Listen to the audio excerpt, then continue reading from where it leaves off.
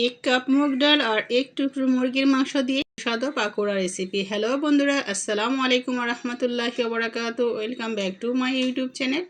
আমি নরসিংদী থেকে জায়দা live style blog বলছি। সবাই কেমন আছেন? আশা করি আল্লাহর অশেষ রহমতে সবাই ভালো আছেন। আমিও আলহামদুলিল্লাহ। দূরেরও কাছে যে যেখান থেকে আমার ভিডিওটি দেখছেন সবাইকে অসংখ্য অসংখ্য ধন্যবাদ। ভিডিওটি যারা অন করেছেন দেখার জন্য প্লিজ একটি লাইক দিয়ে ভিডিওটি দেখা শুরু করে দিবেন। কথা না বাড়িয়ে চলুন তাহলে দেখে আসি আমি কিভাবে এক টুকরো মুরগির মাংস ও 1 কাপ মুগ ডাল দিয়ে পাকোড়া রেসিপিটি তৈরি করি। পাকোড়া রেসিপি তৈরি করার জন্য আমি এখানে মুগ ডাল নিব 1 কাপ। আমি ডালটাকে 1 থেকে 1.5 ঘন্টার জন্য ভিজিয়ে রাখবো। এই পাকোড়াটা একসাথে একটু বাড়িয়ে তৈরি করে ফ্রোজেন করে রেখেও কিন্তু খাওয়া যাবে। ভিজলে কিন্তু ডালটা ডবল হয়ে থাকবে। 1.5 ঘন্টার মতো ভিজিয়ে রাখলেই হবে। এই তো 1.5 ঘন্টা পর চলে আসছি, দেখেন ডালটা কিন্তু ডবল হয়ে আছে ফুলে। এখন আবার আমি হাত দিয়ে ভালো করে কষলিয়ে ধুয়ে নিয়েছি। এদিকে আমি 1 পিস বুকের মাংস, 1টি ডিম, পরিমাণ মতো কাঁচামরিচ, পেঁয়াজ, ধনেপাতা নিয়েছি। এগুলো এখন কেটে নেব। পাকোড়া যেহেতু বানাবো তাহলে পেঁয়াজটা কিন্তু একটু পরিমাণের চেয়ে বেশি লাগবে, তাই আমি একটু বাড়িয়ে পেঁয়াজ নিয়েছি। পেঁয়াজগুলো এখন ভালো করে কুচি করে নেব। বন্ধুরা, আপনারা যারা আমার চ্যানেলটি সাবস্ক্রাইব করে আমার পাশে আছেন সবাইকে অসংখ্য অসংখ্য ধন্যবাদ। আর এখনও যারা সাবস্ক্রাইব করেনি, যদি নতুন হয়ে থাকেন চ্যানেলটি সাবস্ক্রাইব করে অল নোটিফিকেশন চালু করে রাখবেন। আমার নতুন ভিডিও আপলোড করার সাথে সাথে যেন আপনাদের কাছে পৌঁছে যায়। আর ফেসবুক প্রোফাইল থেকে যারা আমার ভিডিওটি দেখছেন, আমাকে যারা ফলো করেছেন সবাইকে অসংখ্য অসংখ্য ধন্যবাদ। এখনও যারা ফলো করেননি, ভিডিওটি দেখে ভালো লাগলে ফলো করে পাশে থাকবেন ইনশাল্লাহ, আশা করি। এই রমজানের ইফতারে কিন্তু এই পাকোড়াটা বানিয়ে সবাইকে খাওয়াতে পারেন, অথবা বিকেলের চায়ের নাস্তায় কিন্তু এই পাকোড়াটা রাখতে পারেন। এই পাকোড়াটা খেতে কিন্তু খুবই সুস্বাদু, একবার হলো ট্রাই করে দেখবেন।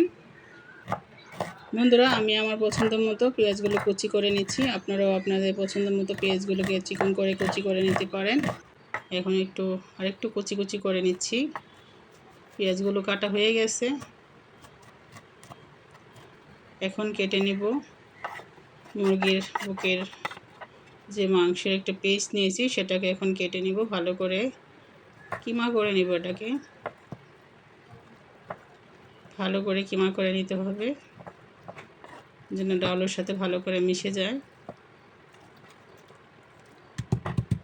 একটু ভালো করে কিমা করে নিচ্ছি। বন্ধুরা, আপনারা যারা আমার পাশে সব সময় আছেন সবার জন্য থাকবে অনেক অনেক দোয়া, শুভকামনা ও ভালোবাসা। বন্ধুরা, আপনাদের কাছে আমার একটাই অনুরোধ, অ্যাড সহ ভিডিওটা দেখে দেওয়ার চেষ্টা করবেন। এত কষ্ট করে ভিডিও তৈরি করি, ভয়েস দিই, অনেক সময় লাগে। একটা ভয়েস দিতে কিন্তু একটা ভিডিওর মধ্যে অনেক সময়ের দরকার হয়। একটা ভিডিও তৈরি করতে অনেক কষ্ট করে ভিডিও তৈরি করি। আপনারা যদি এর সহকারে দেখে দেন তাহলে আমাদের সফলতার চূড়ায় পৌঁছাতে পারবো। ভিডিওটা আপনার যদি হাতে সময় না থাকে তাহলে ভিডিওটা ছেড়ে রেখে দিবেন, দেখার দরকার নেই। তবুও অ্যাড সহ ভিডিওটা দেখবেন, কারণ অনেক পরিশ্রম করতে হয় একটা ভিডিও তৈরি করতে গিয়ে। আপনারা যারা ভিডিও তৈরি করেন আপনারা কিন্তু বোঝেন কষ্টটা যে কতটুকু হয়। তাই আপনাদের কাছে একটাই অনুরোধ, অ্যাড সহ ভিডিওটা দেখবেন প্লিজ। আমার বন্ধুরা যারা ভিডিও তৈরি করেন, যারা যারা আমার সাথে আছেন, আমি কিন্তু আপনাদের ভিডিওগুলো অ্যাড সহ দেখি। সময় না থাকলে অন করে রেখে দিই, তবুও কিন্তু অ্যাড সহ ভিডিওটা আপনাদের দেখি।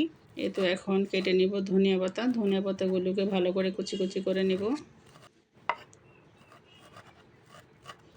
বন্ধুরা, আপনারা যারা ধৈর্য সহকারে আমার ভিডিওটি দেখবেন সবাইকে অসংখ্য অসংখ্য ধন্যবাদ। সবার জন্য মন থেকে অনেক অনেক দোয়া, শুভকামনা ও ভালোবাসা থাকবে।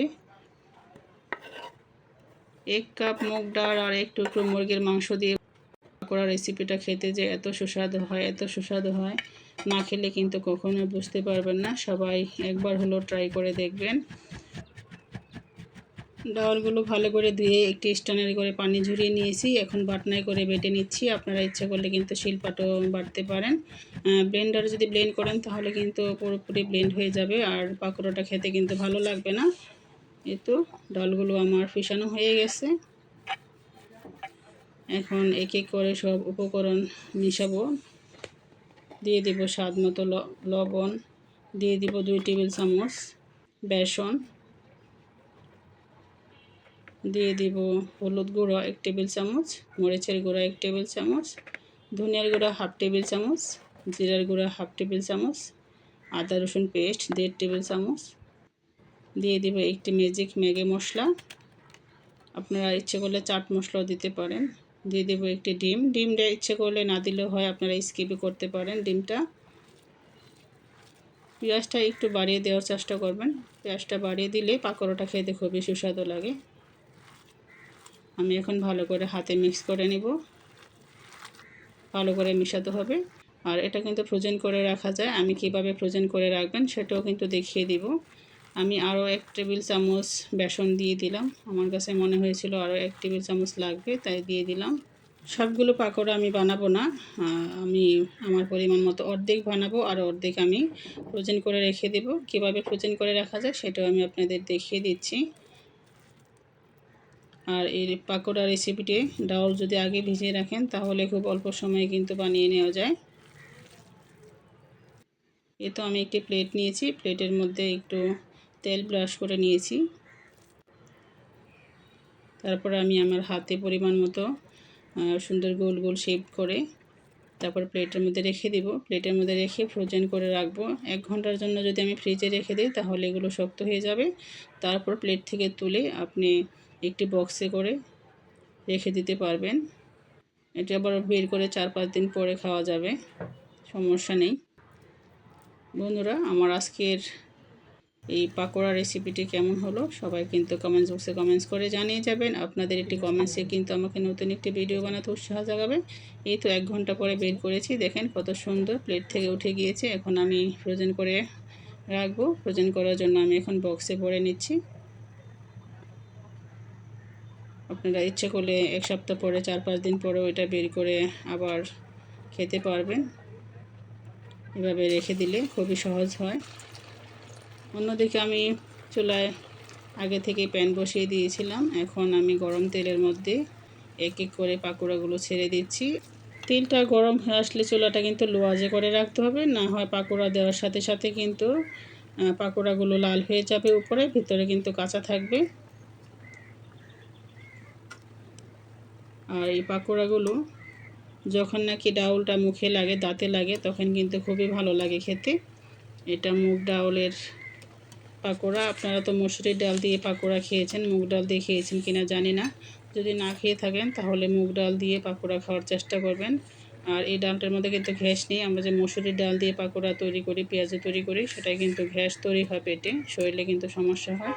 আর এই মুগ ডাল দিয়ে পাকোড়াটা খেতে কিন্তু খুবই ভালো লাগে, খুবই সুস্বাদু। এই তো পাকোড়াগুলো ভাজা আমার হয়ে গেছে, আমি দ্বিতীয় ব্যাচটাও ভেজে নিচ্ছি।